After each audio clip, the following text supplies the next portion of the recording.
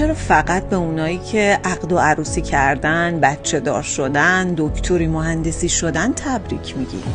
اتفاقاً تبریک برای اونیه که جرأت کرده و زندگیشو پس گرفته.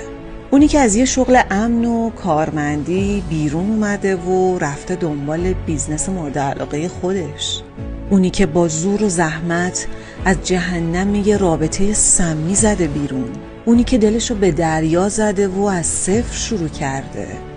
اونی که خیلی کاری به قاعده و رسم و رسومات نداره، زندگیشو اونجوری که خودش خواسته چیده. اونی که جرأت کرده خودشو زندگی کنه. میدونی این لحظه ها شاید توی تقویم کسی ثبت نشه، شاید به خاطرش گل و شیرینی نخرن، ولی همه اینا پیروزی به حساب میان و لایق تبریکن.